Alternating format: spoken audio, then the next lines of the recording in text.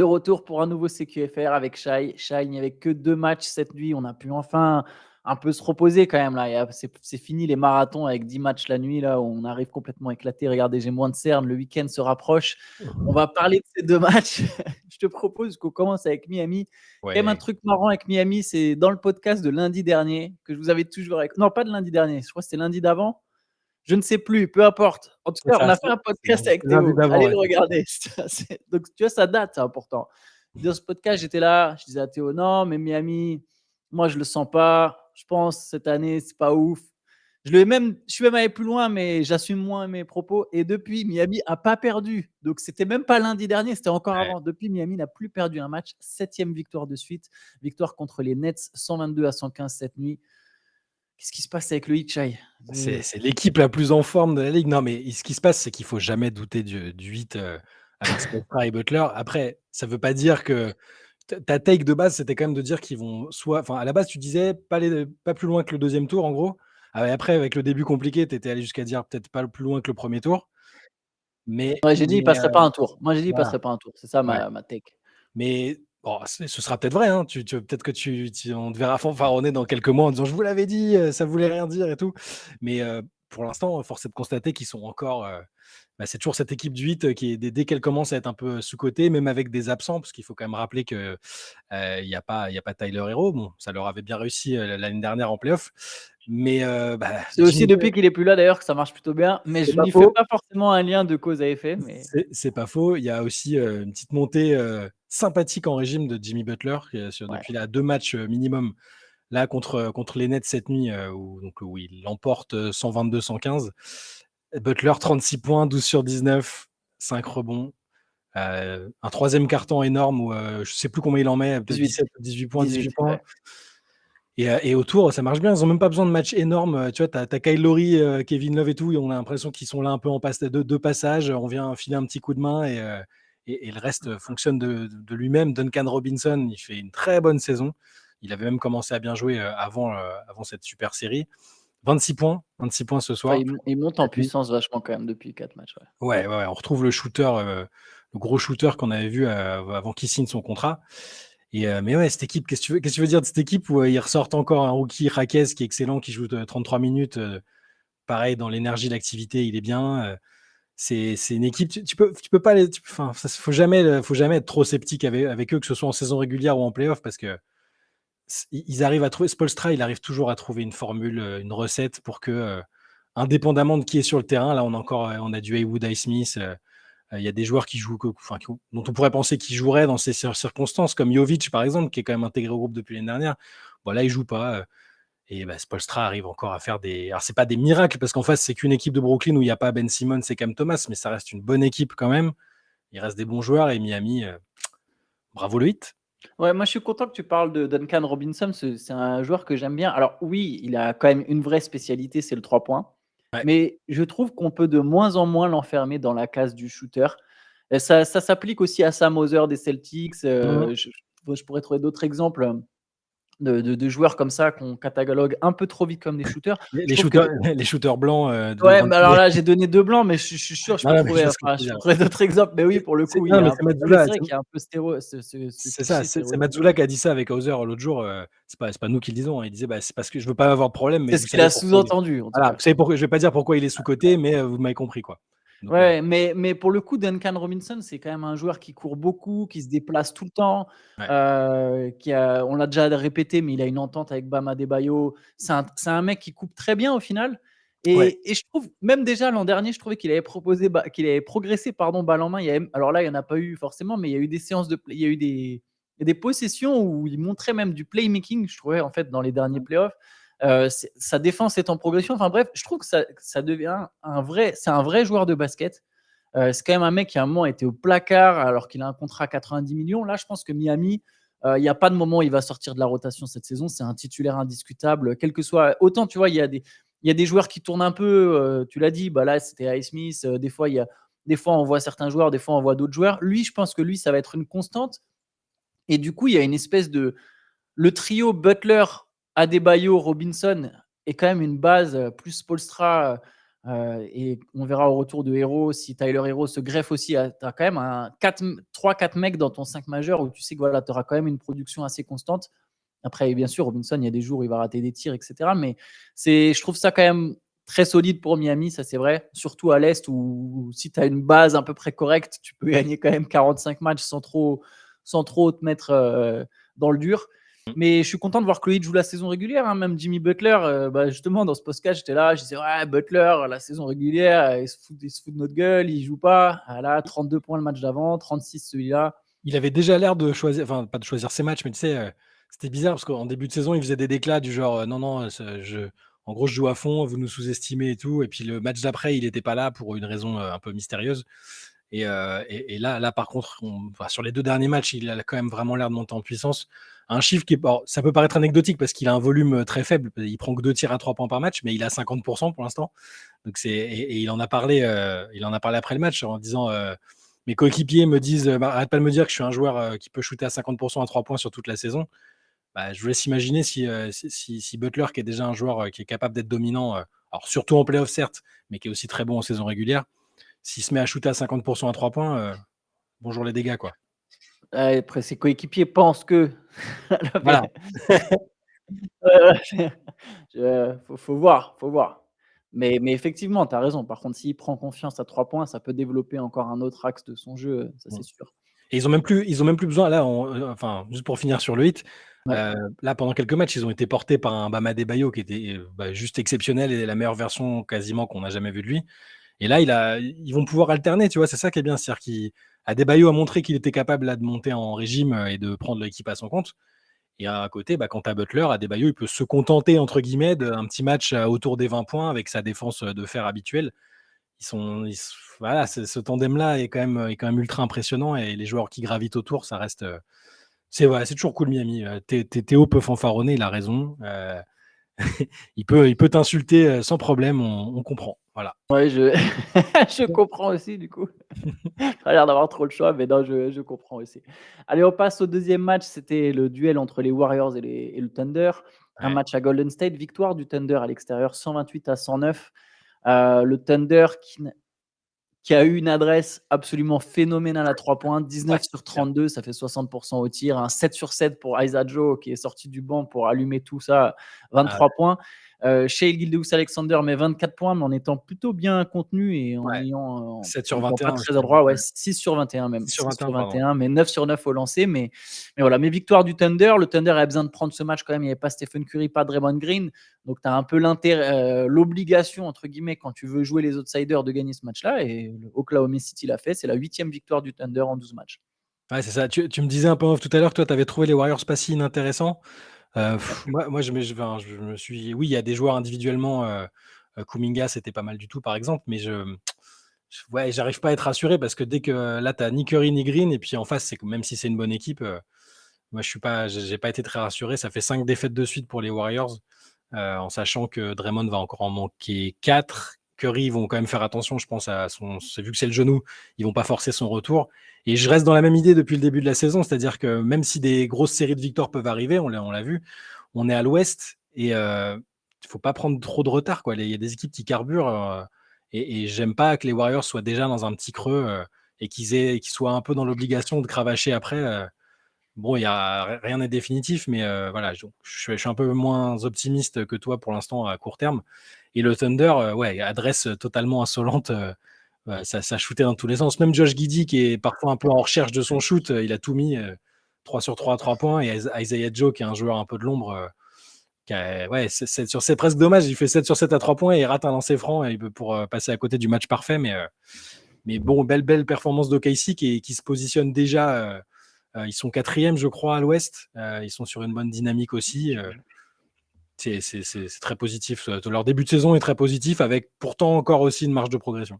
Le Thunder est 5e, effectivement, mais bon, 5e. c'est avec le même pourcentage de Ouais. victoires que le 4e. Moi, je trouvais que les Warriors, honnêtement, alors ils ont eu 19 points de retard, ils sont revenus. J'ai trouvé bon dans le jeu. C'est juste, je suis vraiment pas inquiet pour Golden State Mm. parce que je trouve qu'il y a en fait, surtout ce qui se passe, c'est que ça manque d'adresse. Et il y a des tirs, tu vois, c'est un peu comme justement, tu vois, ça fait une bonne passerelle avec Miami. L'an dernier, Miami, avait un niveau supérieur à celui de son classement, on l'a vu, et notamment parce que Miami rentrait peu de shoots en saison régulière. Tu vois, il y a des... Là, j'ai l'impression que Golden State, c'est juste un passage. Klay Thompson, il est à 1 sur 10, il fait un très Ouais. mauvais début de saison. Tu sais qu'il y a un moment où ça va rentrer, tu connais le shooter, tu connais sa capacité justement déjà à avoir ce genre de série irrégulière. Ça Ouais. arrivé depuis le début de la carrière de Klay. Il y a des moments où ça rentre pas, ça rentre dans sa tête, puis un jour il a un déclic, et quand il a le déclic, c'est parti, jusqu'au prochain coup de mou. Donc franchement, ça manque surtout d'adresse. Dans le jeu, j'ai trouvé qu'ils étaient bons. Il y a plusieurs moments où ils reviennent. Juste ce qui se passe, c'est que tu as une équipe qui est en face. Attends, il faut se rendre compte, le Thunder, c'est pas une je me souviens, je l'avais dit dès le début de la saison. Le facteur X du Thunder, c'est l'adresse à 3 points. Mmh. Quand ils mettent 60% de leurs 3 points, qu'est-ce que tu veux faire? Je trouve qu'ils ont plutôt bien contenu Holmgren. Ils ont plutôt bien contenu SGA. Holmgren qui a eu du mal à poster Chris Paul. Il y a 3 possessions où il essaie de poster Chris Paul. Les 3 Ouais. fois, il est obligé de ressortir la balle parce que, mine de rien, il a moins de moves que Wembanyama et il est tout aussi fin. Ouais. Après, il a des moves aussi. Hein. C'est pas du tout une pique envers Holmgren. C'est plus, d'ailleurs, j'aurais plus dû mettre en avant la défense de Chris Bah Paul. ouais. Mais tu vois, tu sens que c'est. En fait, le Thunder a besoin de mettre des shoots pour mettre des Mmh. points. Et là, c'est ce qui s'est passé. Et c'était même pas forcément de la mauvaise défense des Warriors. C'est qu'il y a des moments, les mecs, ils ont mis tous leurs tirs. Et dès qu'il y avait besoin d'un run, il y a eu des tirs. Jalen Williams, il met des step backs. Il n'en mettra pas toujours des step backs à 3 points comme ça. Isaiah Joe, parfois, il marchait sur l'eau. Il a pris des tirs venus nulle part. Donc non, je pense que Golden State va se sortir de cette période au moment où les tirs commenceront un peu plus à rentrer. Par contre, et je me permets de continuer, je fais long sur Golden State, juste un truc. Je pense qu'il y a par contre un truc qui va manquer à Golden State quand ça va commencer à devenir vraiment très très sérieux. Je parle de playoffs et de peut-être potentiellement dès que tu arrives dès le second tour des playoffs, c'est qui va être ton deuxième scoreur à 20 points. Tu as plusieurs options, mais j'ai l'impression qu'il n'y en a aucune qui est prête à vraiment mettre 20 points constamment. C'est Chris Paul, il peut mettre 20 points, mais on sait que il va plus mettre 20 points. Il tournera plus à 20 points de moyenne, tu vois. Même en playoff, on sait qu'il y sera plus, tu vois. Il est un peu trop vieux. Wiggins, je pense, c'était le favori pour mettre 20 points, mais il est complètement à côté de ses pompes, parce que Ça quand même va un mec peut-être qui tournait venir, même à 25 points par match par moment. ça va peut-être venir en cours de saison pour Wiggins, je me dis. En tout cas, c'est vraiment. S'il n'y a pas ce deuxième scoreur à 20 points, je pense que les Warriors n'auront aucune chance d'aller même, ne serait-ce qu'en finale NBA, voire peut-être même finale de conférence. Il faut que tu aies un deuxième mec qui est régulièrement. Donc Wiggins, pour l'instant, il n'y est pas du tout. Kuminga, je pense qu'il n'est pas encore prêt. Il progresse, mais 20 points, c'est trop. Il est sorti de banc. Il n'explosera pas au point de devenir un joueur. Je parle vraiment régulier à 20 points. Donc Wiggins, c'était le favori. Et Klay, il y a Klay. Mais Klay, pour l'instant, son adresse, elle est fluctuante. Donc, soit il y a vraiment un de ces mecs-là en cours de saison qui se développe en mode bon, ok, c'est bon, maintenant je redeviens un mec qui tous les soirs derrière les 30 points Curry, il y aura mes 20 points. Et là, je pense que Golden State sera très, très, très dangereux. Parce que, comme je dis, je trouve qu'il y a du potentiel. Soit il faut que chaque soir, ces mecs-là, ils mettent tous les 4 15 points. Mais genre tous les 4. C'est ce que j'allais te dire, parce que là, tu prends le match de ce soir, ils prennent 128 points, donc défensivement, c'était compliqué, mais Mais c'est même pas derrière que c'est les. compliqué, les mecs ont tiré à 60% à 3 points. Ouais, non, c'est vrai. Mais il y a cette répartition avec ta Saric à 12 points, Chris Paul à 15, Wiggins à 12, Moody aussi 12, Looney 13. Donc, en théorie, t'as raison, on pourrait se dire s'ils défendent correctement et que c'est bien réparti entre les autres joueurs, il y a peut-être moyen.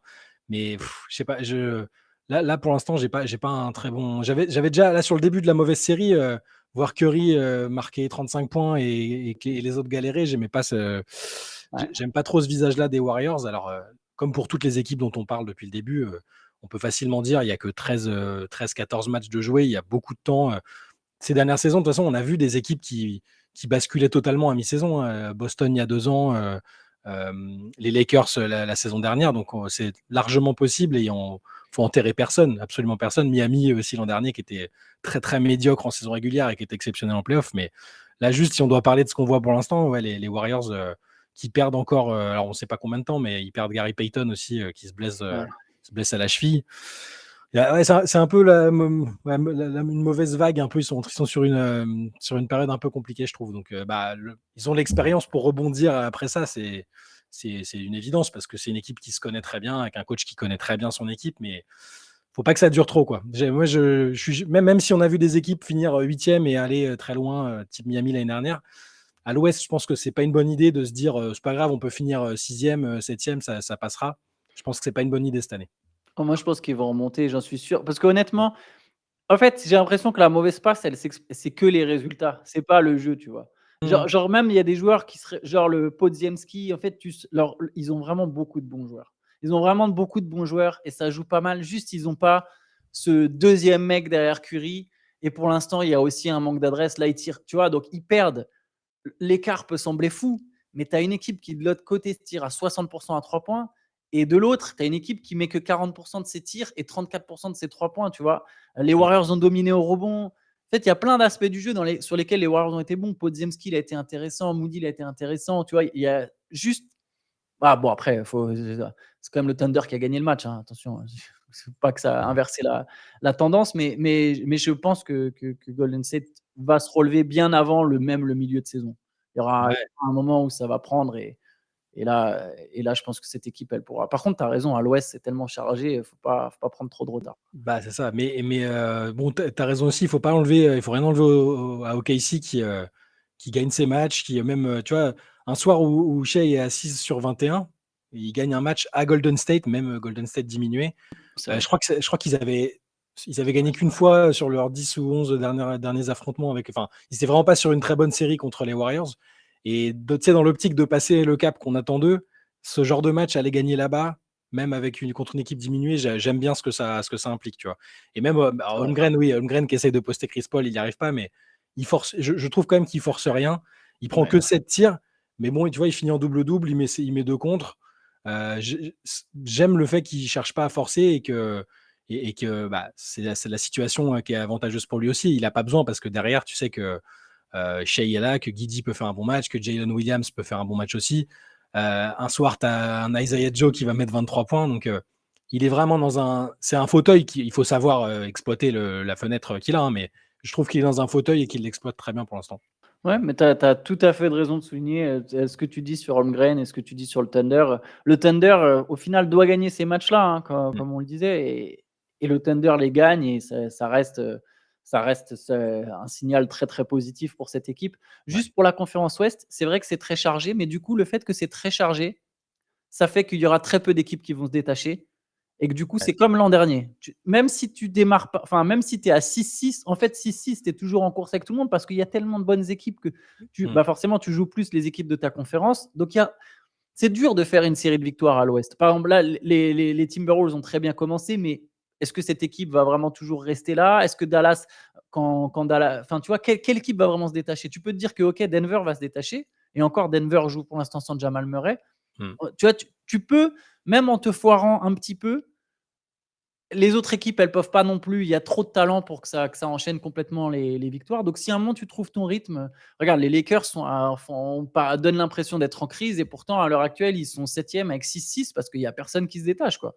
Ouais. Tu vois? Donc, bon, cette conférence est très intéressante, je trouve. Mais Ouais.